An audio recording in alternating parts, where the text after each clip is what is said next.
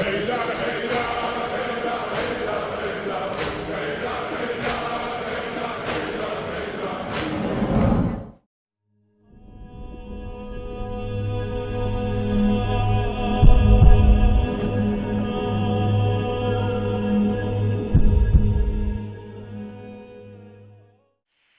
باللہ السمیع العلیم من الشیطان اللعین الرجیم بسم اللہ الرحمن الرحیم وصلی اللہ علیہ یا ولی العصر ادرکنا۔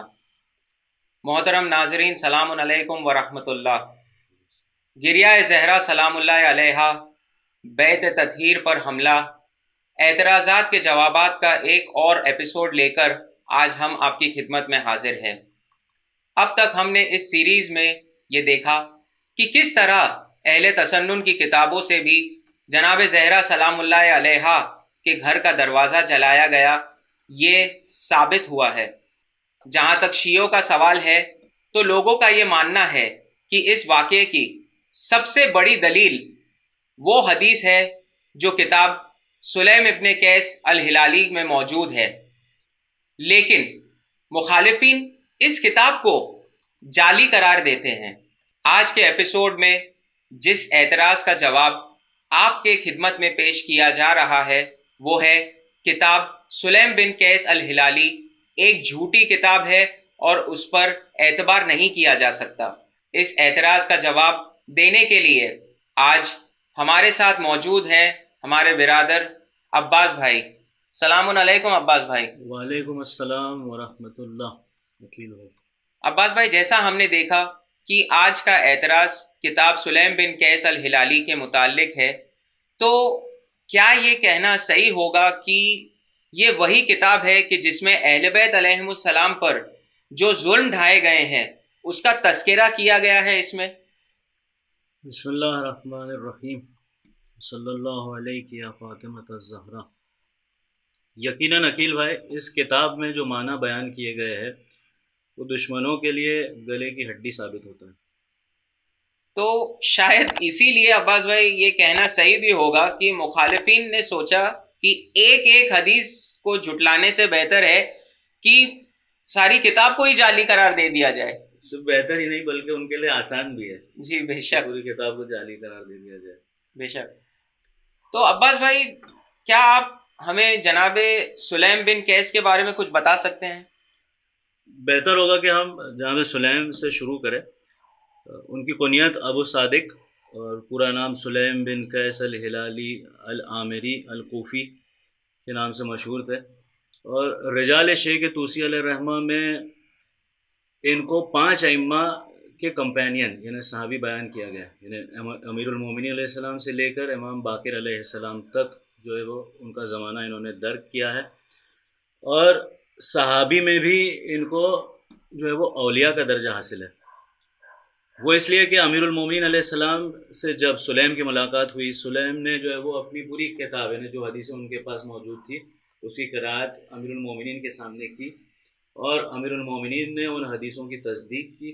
پھر سلیم نے جو ہے وہ امیر المومنین سے یہ کہا کہ جو ہے وہ آپ نے میری مشکل کو حل کر دیا، اور آپ اللہ سے دعا کریں کہ مجھے اللہ آپ کے اولیاء میں قرار دے۔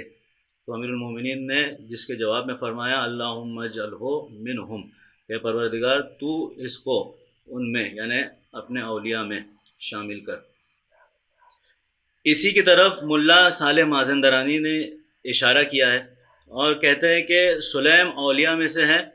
ان کے بارے میں حق بات یہ ہے کہ جو علامہ ہلی نے اور دیگر علماء شیعہ نے کہا ہے کہ ان کو عادل جانا ہے، یعنی جناب سلیم کو اکثریت شیعہ علماء نے عادل جانا ہے، اولیاء جانا ہے، ائمہ کے کمپینینز یعنی اصحاب میں شمار کیا ہے۔ یعنی عباس بھائی، جس شخص کے لیے امیر المومنین علی ابن ابی طالب علیہ السلام جو ہے وہ خود دعا کریں تو اس شخص کا کیا مرتبہ ہوگا؟ یقیناً یہ مرتبہ ہم اندازہ نہیں کر سکتے، خاص کر کے اولیاء میں جن کو شامل کیا گیا ہو۔ خیر، انہیں اتنا کہنا کافی ہوگا کہ کسی بھی شیعہ عالم نے ان کو مشکوک یا مجہول نہیں جانا۔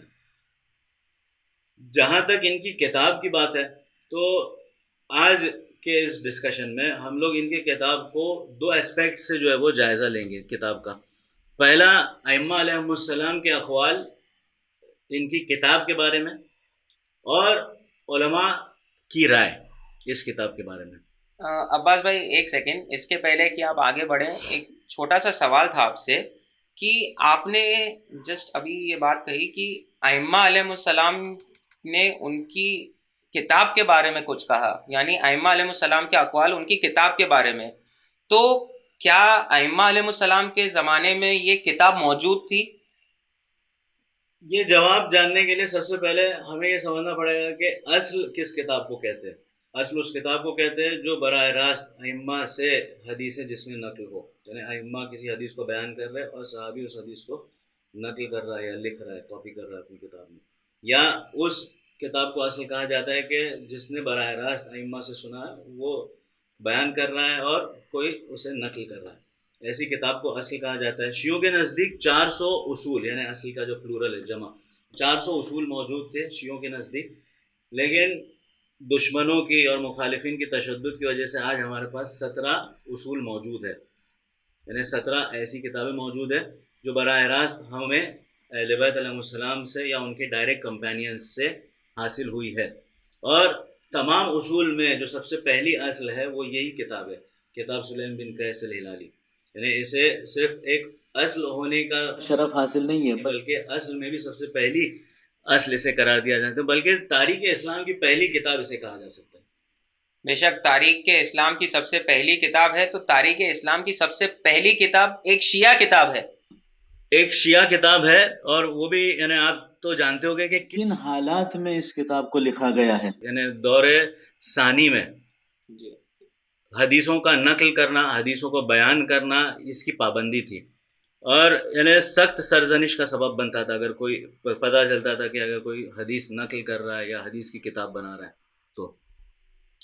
اور جناب سلیم نے بھی اس خطرے کو جو ہے وہ جھیلا. یعنی جناب سلیم جب حجاج بن یوسف ثقفی کو پتہ چلا، وہ عراق آیا، اسے پتہ چلا کہ سلیم کے پاس ایسی کتاب موجود ہے جس میں رسول اللہ صلی اللہ علیہ وآلہ وسلم کی شہادت کے بعد جو واقعات رونما ہوئے اس کے تفاصیل موجود ہے، تو اس نے ارادہ کیا سلیم کو قتل کرنے کا. سلیم جو ہے وہ عراق چھوڑ کر جو ہے وہ نوبندجان نام کی ایک جگہ ہے جو ایران میں تھی، وہاں پہنچے. وہاں ان کی ملاقات ابان بن ابی عیاش سے ہوئی. اب ایک تفصیل جو ہے وہ اسی کتاب کے حوالے سے جناب ابان بن ابی عیاش کے بارے میں موجود ہے، لیکن وہ آج کے اس ڈسکشن کا موضوع نہیں ہے. انشاءاللہ اس کے لیے ایک الگ ڈسکشن درکار ہے. ہم لوگ کوشش کریں گے کہ نیکسٹ ڈسکشن میں یا نیکسٹ ایپیسوڈ میں جو ہے وہ اس کی تفصیلات لے کے آئیں انشاءاللہ. خیر، ابان کے پاس جب یہ کتاب پہنچی تو سلیم کے انتقال کے بعد یہ کتاب ابان کے پاس تھی، اور ابان سلیم کے انتقال کے اگلے سال جب حج پر گئے ان کی ملاقات امام سجاد علیہ السلام سے ہوئی، اور وہاں پر امام سجاد علیہ السلام کی موجودگی میں 3 راتوں تک مسلسل ابان اس کتاب کی قرأت کرتے رہے امام کے سامنے.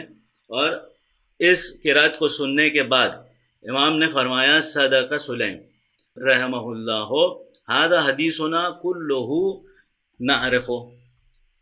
تو یہ جو آپ نے جس حدیث کو یہاں پر کہا، تو کیا یہ ٹرانسلیشن اس کا صحیح ہوگا کہ جناب سلیم کے بارے میں یہ کہا گیا کہ امام علیہ السلام نے فرمایا کہ سلیم نے سچ کہا ہے اور جو ہے اللہ کی رحمت ہو ان پر، اور اتنا ہی نہیں امام نے یہ بھی کہا کہ یہ سب جو حدیثیں ہیں اس کتاب میں وہ سب حدیثوں کو امام پہچانتے ہیں. یس. تو مطلب اب اس کتاب پر اگر کسی نے شک کیا تو گویا اس نے امام سجاد علیہ السلام پر شک کیا، کیونکہ ایک تو امام کی تصدیق ہے، دوسرا اس تصدیق کو صرف کتاب سلیم میں جو ہے وہ موجود نہیں ہے بلکہ حسن بن سلیمان ہلی نے مختصر البصائر میں اور مرحوم کشی علیہ الرحمٰن نے اختیار و معرفت الرجال میں بھی امام سجاد کی اس گواہی کو نقل کیا. تو جہاں تک جو ہے وہ پہلا جائزہ تھا وہ ائمہ علیہ السلام کے اقوال اس کتاب کے بارے میں، یہ کلیئر ہے. اب دوسرے جائزے کی طرف بڑھتے یا دوسرا اسپیکٹ کی طرف بڑھتے ہیں جو علماء کی رائے ہے اس کتاب کے حوالے سے.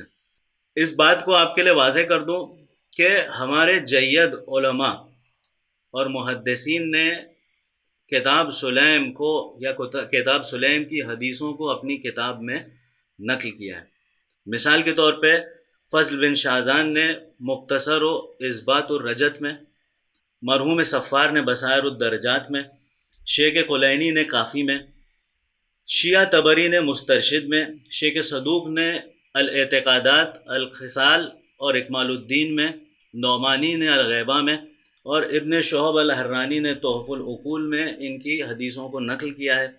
یہ جو ہے وہ علماء متقدمین، جہاں تک متاخرین کی بات ہے تو سید ہاشم نے جو ہے وہ ان کی حدیثوں کو یا اس کتاب کے ذکر کو اپنی کتاب میں لایا ہے، غایۃ المرام میں، علامہ مجلسی نے بہاء الانوار میں، اور شیخ العاملی نے وسائل میں، محدث نوری نے مستدرک میں، محدث قمی نے القنا والالقاب میں، علامہ امینی نے الغدیر میں، اور علامہ مرشی نے جو احقاق الحق کا حاشیہ لکھا ہے اس میں اس کتاب کی تعریف کی ہے۔ جہاں تک رجال کی بات ہے تو شیخ طوسی علیہ الرحمہ کے رجال میں اس کتاب کے بارے میں جو ہے وہ مینشن ہے، شیخ کشی کے رجال میں، حتیٰ ابن الغزائری کی خلاصۃ الرجال میں اس کتاب کو مشہور کہا گیا ہے۔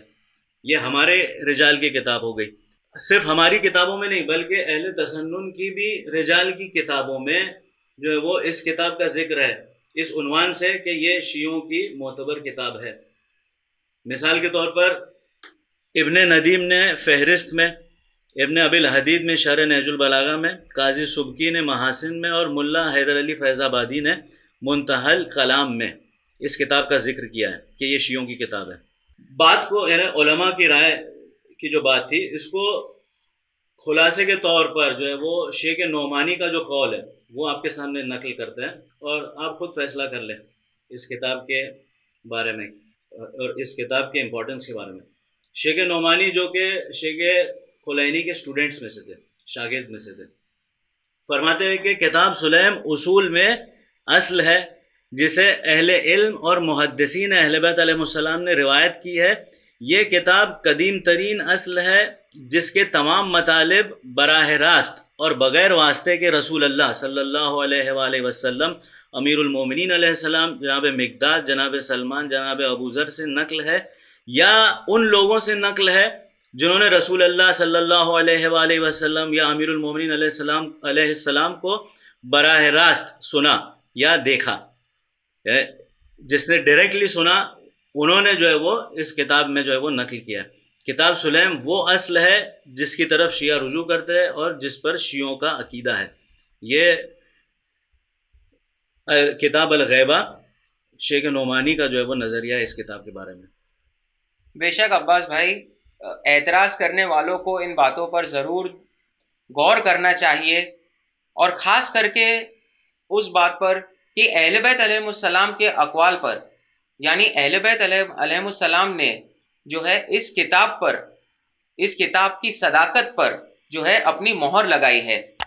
یعنی اس کتاب پر جو اعتراض تھا کہ یہ کتاب جعلی ہے اور معتبر نہیں ہے، یہ بالکل بے بنیاد ہے، اور اس کے معتبر ہونے کی اتنی ساری دلیلیں ہیں جسے آپ نے ابھی پیش کی۔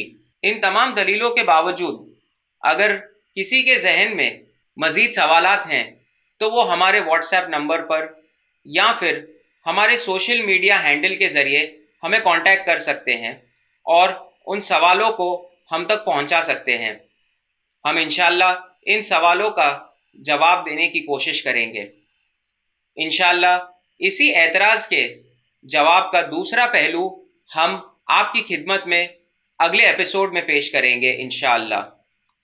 اسی کے ساتھ ناظرین ہمیں اجازت دیجیے، التماس دعا، خدا حافظ، یا علی مدد۔